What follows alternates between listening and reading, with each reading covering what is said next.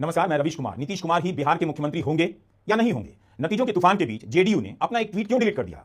1:15 के करीब जेडीयू ने यह पोस्टर पोस्ट किया, लेकिन डिलीट कर दिया आधे घंटे के भीतर। इंस्टाग्राम से भी किया, फेसबुक और ट्विटर से भी डिलीट किया। जेडीयू ने ऐसा क्यों किया? क्या नीतीश कुमार सीएम नहीं होंगे या अब भी वही होंगे? यही वो पोस्टर है। इस पोस्टर के जरिए जेडीयू ने साफ कर दिया कि अब बात जोड़ी की नहीं, नेता की होनी चाहिए। नीतीश कुमार ही मुख्यमंत्री होंगे। दोपहर 1:15 के करीब जेडीयू ने ट्विटर पर यह पोस्ट किया, लिखा ना भूतो ना भविष्यति। नीतीश कुमार बिहार के मुख्यमंत्री थे, हैं और रहेंगे। तो जेडीयू ने अपनी तरफ से ऐलान तो कर ही दिया कि मुख्यमंत्री नीतीश कुमार होंगे। फिर जेडीयू ने इसे डिलीट क्यों किया? आखिर नीतीश कुमार थे, हैं और नीतीश ही रहेंगे, इससे जेडीयू क्यों परेशान हो गई? या जेडीयू पर किसी ने भयंकर दबाव डाला है? जेडीयू से पहले बीजेपी का एक ट्वीट आया। इस तस्वीर में प्रधानमंत्री मोदी और मुख्यमंत्री नीतीश कुमार एक दूसरे का हाथ पकड़े हुए हैं और जनता का अभिवादन कर रहे हैं। बीजेपी ने लिखा कि जोड़ी मोदी नीतीश जी के हिट हो गई, बिहार के विकास फिर रिपीट हो गई। लेकिन जनता दल यूनाइटेड के ट्वीट से कुछ और संदेश भेजा गया। लगा कि जेडीयू ने इसी पोस्टर के जवाब में यह पोस्ट किया कि नीतीश ही मुख्यमंत्री रहेंगे। मगर अब तो जेडीयू ने इसे डिलीट कर दिया और डिलीट करने के बाद 1:40 पर एक नया ट्वीट जारी किया गया, जिस पर लिखा है, जीता है बिहार की महिलाओं का विश्वास, जीता है एनडीए, जीता है बिहार, पटना में। पोस्टर लग गया है, बिहार का मतलब नीतीश कुमार। क्या यह पोस्टर भी हटाया जाएगा? यह पोस्टर जनता दल यूनाइटेड के समर्थक ने लगाया है। मतदान के बाद भी पटना में इसी तरह का पोस्टर लगा। जनता दल यूनाइटेड के दफ्तर के बाहर एक और पोस्टर लग गया, जिसमें लिखा था, टाइगर अभी जिंदा है। यह क्या जिंदा है कि एक पोस्ट करता है, ट्विटर पर पोस्टर डालता है और डिलीट कर देता है। जिंदा टाइगर कभी अपना पोस्टर डिलीट नहीं करता। एनडीए की जीत के बीच जेडीयू नीतीश करने लगी है। सवाल है कि क्या नीतीश कुमार सीएम होंगे या जेडीयू अपना दावा छोड़ने लगी है? क्या बीजेपी अपनी दावेदारी बढ़ाने लगी है? क्या सीएम मुख्यमंत्री भारतीय जनता पार्टी का होगा? जेडीयू के ट्वीट से कुछ ही देर पहले बीजेपी ने एक ट्वीट किया था, धन्यवाद बिहार, आपने फिर दिखाया मोदी जी के नेतृत्व और नीतीश जी के सुशासन पर अटूट भरोसा, विकास, विश्वास, स्थिरता की जीत, महागठबंधन की हार, फिर से एनडीए सरकार, फिर से विकास की रफ्तार। अब जेडीयू भी एनडीए सरकार कह रही है, जो पहले नीतीश सरकार कहती थी। क्या जेडीयू से किसी ने कुछ कहा है? किसी की नाराजगी के बाद ऐसा कहा जा रहा है? क्या दोनों दलों के बीच सीएम की कुर्सी को लेकर मोल भाव की कोई नई संभावना बन रही है या कोई स्कोप ही नहीं बचा है? अगर जेडीयू कह रही है, जो कि इस पोस्टर को डिलीट कर चुकी है, कि नीतीश ही थे, नीतीश ही हैं, नीतीश ही रहेंगे, तो बीजेपी क्यों नहीं कह रही है? बीजेपी क्यों इस बात पर चुप है? आमतौर पर जब ऐसी बड़ी जीत होती है, 200 से अधिक सीटें मिलने का दावा किया जा रहा है, तो ऐसी बड़ी जीत के वक्त मुख्यमंत्री के नाम का ऐलान तुरंत कर दिया जाता है। उसे लेकर कोई संदेह नहीं होता। बीजेपी क्यों एनडीए सरकार कह रही है? जदयू क्यों पहले नीतीश सरकार कह रही थी, अब वह भी एनडीए सरकार कह रही है? जरूरी नहीं कि दोनों में मतभेद हो, लेकिन यह दिलचस्प नहीं कि जदयू अपनी दावेदारी करती है, फिर पीछे हट जाती है। बीजेपी अपनी दावेदारी बहुत सावधानी से कर रही है। क्या नीतीश कुमार ही मुख्यमंत्री होंगे? एनडीए की इस प्रचंड जीत का चेहरा नीतीश कुमार तो हैं, मगर शपथ किसकी होगी, यह सवाल खड़ा हो जाता है। यही नीतीश कुमार थे जो 2020 में कह रहे थे मुख्यमंत्री नहीं बनेंगे, लेकिन 2025 में कहे जा रहे हैं टाइगर अभी जिंदा है, सीएम नीतीश ही होंगे, थे, हैं और रहेंगे। 2020 के बारे में कहा जाता है कि नीतीश कुमार कम सीटें आने पर कहने लगे मुख्यमंत्री नहीं बनना चाहते। तब प्रधानमंत्री मोदी के इसरार के बाद तैयार हुए और उन्होंने शपथ ली। लेकिन इस चुनाव में उनकी पार्टी शुरू से ही एक तरफा नीतीश ही थे, नीतीश ही हैं, नीतीश ही रहेंगे का राग अलापने लगी। ऐसा लगा कि जदयू महाराष्ट्र नहीं होने देना चाहेगी और रिजल्ट भी इस तरह से आया कि नीतीश कुमार और तेजस्वी यादव के मिलने की हर संभावना समाप्त हो गई। महाराष्ट्र से इस बार बिहार केवल एक मायने में अलग है। बिहार में एनडीए में दोनों ही दल मजबूत हैं और बराबरी पर है। बहुत मामूली अंतर है। जेडीयू और बीजेपी थोड़ी ही सीटों से आगे पीछे हैं। बीजेपी के पास एकनाथ शिंदे को महाराष्ट्र में सीएम से डिप्टी सीएम बनाने जैसा स्कोप बिहार में नहीं लगता, लेकिन बीजेपी अपना मुख्यमंत्री तो बना सकती है, इसका स्कोप नजर आता है। चुनाव भर महाराष्ट्र में एकनाथ शिंदे को गठबंधन का चेहरा बताया गया, लेकिन चुनाव में जैसे ही बीजेपी को प्रचंड जीत मिली, शिंदे को डिप्टी सीएम बना दिया गया और बीजेपी ने अपने डिप्टी सीएम देवेंद्र फडणवीस को सीएम बना दिया। महाराष्ट्र की 288 सीटों की विधानसभा में बहुमत के लिए 145 सीटें चाहिए थी। 149 सीटों पर बीजेपी ने लड़ा, उसे आई 132 सीटें।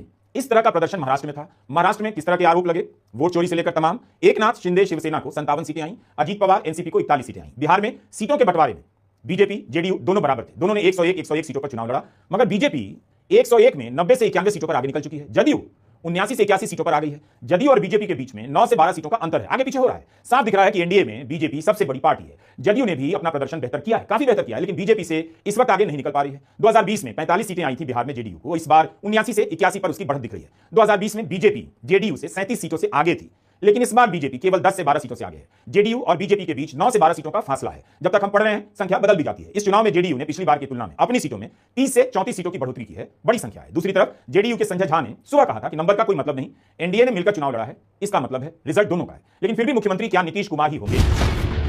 क्या बीजेपी महाराष्ट्र की तरह बिहार में मुख्यमंत्री बनाना चाहेगी? हिंदी प्रदेशों में बिहार ही अकेला प्रदेश है जहां भारतीय जनता पार्टी का अभी तक कोई मुख्यमंत्री नहीं बना। जब भी बना उप मुख्यमंत्री बना। तो क्या इस बार बीजेपी का मुख्यमंत्री बनेगा? नीतीश कुमार की गतिविधियां नतीजे के पहले बता रही थी कि वे अपना दावा नहीं छोड़ेंगे। वे दरगाह भी जा रहे थे, गुरुद्वारे भी गए, मंदिर भी गए और अलग अलग मंत्रियों के घर भी गए। अचानक से सक्रिय दिखने लगे। क्या नीतीश कुमार इस रिजल्ट के बाद उसी तरह से सक्रिय दिखेंगे, दावेदारी करेंगे? क्या उनके पास मोल भाव करने की कोई संख्या है, पलटने की कोई संभावना है? एक चर्चा चली थी, बहुत ज्यादा नहीं, कि चाचा भतीजा की भी सरकार बन सकती है, लेकिन जो नंबर आ रहे हैं उससे चाचा भतीजा की सरकार नहीं बन सकती है। लेकिन बीजेपी चाहे तो जेडीयू को अलग कर आरएलएम, एलजेपी और हम के सहारे सरकार बना सकती है। हालांकि नीतीश कुमार को धक्का देकर हटाने का जोखिम बीजेपी नहीं लेगी। क्यों लेगी? बीजेपी को बहुमत के लिए 4-5 सीटों की जरूरत ही पड़ेगी अगर जेडीयू को अलग करे। मगर जेडीयू और महागठबंधन सरकार बनाने जाए तो उन्हें 10 से 15 सीटों की जरूरत पड़ जाएगी, जो मुमकिन नहीं लगता। तो ऐसी चर्चाओं को विराम देते हैं। ये ऐसे नंबर हैं कि एनडीए में बिखराव नहीं हो सकता। लेकिन क्या बीजेपी अब मान लेगी कि नीतीश कुमार ही मुख्यमंत्री रहेंगे? जबकि बिहार में एनडीए की आंधी के बीच अगर किसी की आंधी चल रही है तो बीजेपी की लगती है। 101 सीटों में बीजेपी 91 सीटों पर आगे चल रही है। उसका स्ट्राइक रेट 85% से बढ़कर 90% से ज्यादा हो गया है। चुनाव भर यह थ्योरी चलाई गई कि एनडीए में नीतीश कुमार मजबूत होंगे मगर बीजेपी नहीं। मगर हुआ क्या? बीजेपी सबसे बड़ी पार्टी के रूप में उभरती नजर आ रही है। एनडीए के भीतर बीजेपी ने सारी चर्चाओं को ध्वस्त कर दिया, गलत साबित कर दिया। क्या बीजेपी मुख्यमंत्री पद पर दावेदारी करेगी? क्या एनडीए ने तय कर लिया कि चेहरा कौन होगा? वही होगा जो था, जो है और वही रहेगा? या जेडीयू ने ही अपनी तरफ से तय किया? अगर नीतीश कुमार मुख्यमंत्री रहेंगे, जेडीयू ने यह पोस्टर पोस्ट कर दिया, उसे डिलीट करने की जरूरत क्या थी? पूरे चुनाव में बीजेपी ने चेहरे को लेकर साफ साफ कुछ भी नहीं कहा। ना अपनी पार्टी की तरफ से किसी को उम्मीदवार दावेदार की तरफ से दिखाया, ना एनडीए की तरफ से किसी चेहरे किसी नाम पर ऐलान किया। एक तरह से देखा जाए तो बीजेपी का यह सबसे बड़ा दांव था। किसी भी दबाव में बीजेपी नहीं आई। तब भी नहीं आई जब कहा गया कि नीतीश कुमार के नाम की आधिकारिक घोषणा नहीं की गई है, इसलिए पहले चरण के मतदान में महिलाओं का वोट केवल नीतीश को मिला है, बीजेपी को नहीं। तब भी भारतीय जनता पार्टी अपने इस दांव से पीछे नहीं हटी। क्या बीजेपी नीतीश कुमार को अब सीएम घोषित कर देगी? इस बार बीजेपी का मुख्यमंत्री होगा या इस बार भी बीजेपी उदारता दिखाएगी और कुर्सी नीतीश कुमार को सौंप देगी? या नीतीश कुमार अब उदारता दिखाएंगे और अपने आप कुर्सी छोड़ देंगे? 2020 में जब जदयू तीसरे नंबर की पार्टी बनी थी तब तो उन्होंने प्रस्ताव किया था छोड़ते हैं। क्या इस बार नीतीश कुमार इस तरह का प्रस्ताव करेंगे? कर देंगे तो क्या पिछली बार की तुलना में की तरह प्रधानमंत्री मोदी नीतीश कुमार के प्रस्ताव को स्वीकार कर लेंगे? या 2020 का एहसान चुकाते हुए इस बार नीतीश कुमार बीजेपी को सत्ता सौंपने जा रहे हैं? बीजेपी इस बार भी थोड़ा इंतजार करना चाहिए। यह भी हो सकता है। अमित शाह ने चुनाव के दौरान कहा कि जीत के बाद विधायक दल नेता का चुनाव करेंगे।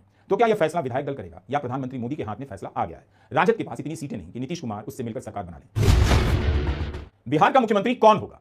अगले 5 साल के लिए होगा या अगले कुछ महीनों के लिए होगा? बीजेपी और जदयू का इस चुनाव में वोट प्रतिशत बढ़ा है। 2020 की तुलना में बीजेपी का वोट प्रतिशत 1.5% बढ़ा है और जेडीयू का 3.5%। बीजेपी का वोट शेयर 21.14% है तो जदयू का 18.9%। यानी वोट शेयर में भी बीजेपी जदयू से आगे। लेकिन नीतीश कुमार 10वीं बार शपथ लेंगे? यह बड़ा सवाल है। अमित शाह ने चुनाव प्रचार में कहा था सम्राट चौधरी को बड़ा आदमी बनाएंगे। इस चुनाव में बीजेपी की तरफ से सम्राट चौधरी ही थे जिनका चेहरा हर जगह दिखाई दे रहा था। बाकी नेता स्थानीय स्तर पर ही उलझे नजर आए। बीजेपी के डिप्टी सीएम विजय कुमार सिन्हा 9 दौर की गिनती के बाद 10,800 वोटों से आगे चल रहे थे। दूसरे नंबर पर यहां कांग्रेस के अमरीश कुमार थे 10,000 और जंगल राज। इस चुनाव में ये दो बड़े फैक्टर साबित हुए हैं। सर्वे में भी दिख रहा है कि 30 साल से ऊपर के लोगों में जंगल राज का भय चला और बीजेपी जंगल राज के नाम पर चुनाव लड़ने में सफल हो गई। नीतीश कुमार के दौर के अपराध के आंकड़ों के सहारे राजद जनता में यह विश्वास नहीं बना सकी कि वह कानून के राज की उत्तराधिकारी हो सकती है। बीजेपी ने सबसे अधिक सवर्ण उम्मीदवार उतारे। 101 में से 49 सवर्ण उम्मीदवार दिए। जहां सारे दल पिछड़ी और अति पिछड़ी जातियों पर दांव खेल रहे थे, बीजेपी ने 49 सवर्ण उम्मीदवार उतार दिए। बीजेपी का प्रदर्शन इस चुनाव में अच्छा रहा। कई सीटों पर उसके उम्मीदवारों की मार्जिन भी ज्यादा है। चुनावी विश्लेषणों में 10,000 के असर की बात बहुत पीछे चली गई है। इस जनादेश को नीतीश के विकास के प्रति प्रचंड समर्थन बताया जा रहा है। 1.5 करोड़ महिलाओं के खाते में 10,000 डालने के बाद कहा जा रहा था इसका फायदा केवल नीतीश कुमार को मिलेगा, मगर बीजेपी को भी मिला है। बीजेपी को ज्यादा फायदा हुआ है। ये लोग जो धनबल इकट्ठा कर लिए इलेक्ट्रल बॉन्ड के माध्यम से, ईडी के नोटिस जाओ 50 करोड़ आ रहे हैं, 100 करोड़ आ रहे हैं तो नोटिस खत्म हो जाता है।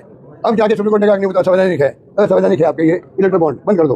अरे बंद तो कर देंगे, तो जो पहले इकट्ठा किया करोड़ रुपए वो पहले हमारे खिलाफ उपयोग करा, रोक दो उसको। आप पहले जमा करो पीएम फंड में। तो कहने में कई बातें कहने को है। आज प्रथम दृष्टया ही कह सकते हैं कि 10,000 में महिलाओं को बटना, चुनाव आयोग का कोई रोक लगाना नहीं, पेंशन बढ़ती रही वहां पर और पैरा खूब धनबल का फ्री हुआ। आरजेडी को वोटों का बहुत ज्यादा नुकसान नहीं हुआ। 2020 में आरजेडी को 23% वोट मिले। इस बार इतने ही मिल रहे हैं। आरजेडी का वोट घटा नहीं लेकिन बढ़ा भी नहीं। क्या 10,000 के कारण उसका वोट नहीं बढ़ सका? 1.5 करोड़ महिलाओं को पैसे दिए गए हैं और 45 लाख बुजुर्गों के पेंशन बढ़ाए गए हैं, तो संभव भी नहीं था कि राजद को महिलाओं का वोट मिलता। राजद प्रवक्ता मनोज झा ने कहा है कि 65 से 70 सीटों पर 3,000 से 5,000 का ही अंतर है। एक तरह से मनोवैज्ञानिक दबाव बनाया जा रहा है। मनोज झा को अब भी लगता है कि यहां चांस है। उनका आरोप है कि वोटों की गिनती धीमी गति से चल रही है। क्या 10,000 के कारण बीजेपी का वोट बढ़ा? एसआईआर के दौरान 65 लाख वोट कटे, क्या उसका कोई रोल रहा? इस चुनाव में कई ऐसे मामले आए जिसमें दिल्ली में वोट देने वाले बिहार में वोट देते पकड़े गए, मगर कोई सफाई नहीं आई, कार्रवाई नहीं हुई। आरजेडी 75 से 32 पर आ गई है, उससे भी नीचे खिसककर 29 पर आ गई है। 43 सीटों की हार है। उससे ज्यादा कांग्रेस भी इस बार जमकर हारी है। कांग्रेस के चुनाव प्रभारी भूपेश बघेल ने ट्वीट किया है कि मुख्य चुनाव आयुक्त ज्ञानेश कुमार को बिहार चुनाव में जीत की बधाई। आपने बहुत मेहनत की, 64 लाख मतदाताओं के नाम काटे, 16 लाख नए मतदाताओं ने आवेदन किया, आपने 21 लाख नए नाम जोड़ लिए। धांधली पर धांधली, बेहिसाब धांधली। भाजपा को आपसे अच्छा सहयोगी नहीं मिल सकता।